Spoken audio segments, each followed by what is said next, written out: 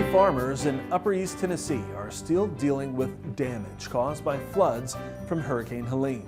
And as Charles Denny of the University of Tennessee reports, in many farms, heavy deposits of sediment washed into the field.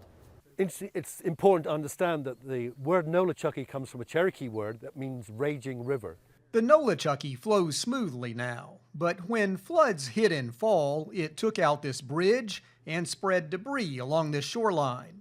Floodwaters also covered this adjacent farmland, and now left behind a Greene County field that literally used to be lower by several feet. What lies on top now, a thick layer of sediment dumped by floodwaters, the impact of Hurricane Helene and heavy rains. So in addition to some producers having 6 inches or a foot or 2 or 3 or 5 feet of deposited materials that would be varying in texture from sandy materials to silts, some producers have lost property, lost soil through erosion.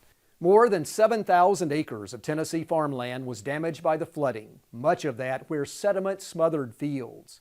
Now, early tests show this new layer of soil may be fine for pasture land, but there is concern about potential nutrient deficiencies in vegetable fields.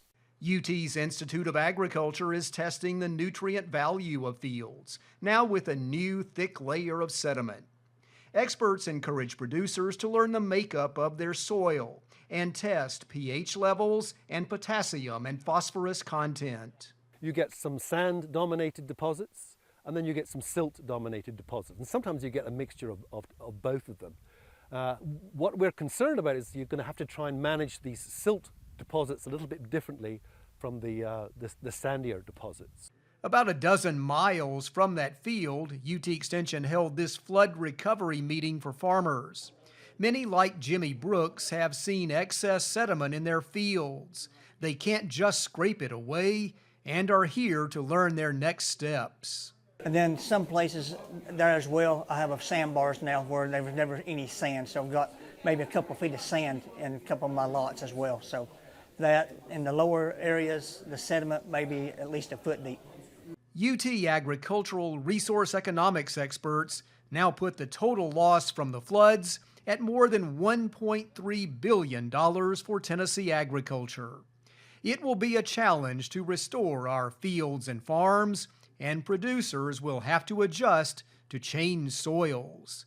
This is Charles Denny reporting. All right, thanks, Charles. And that's all the time we have this morning. We're sure glad you tuned in. From all of us here at Ag Day, I'm Clinton Griffiths. Have a great day.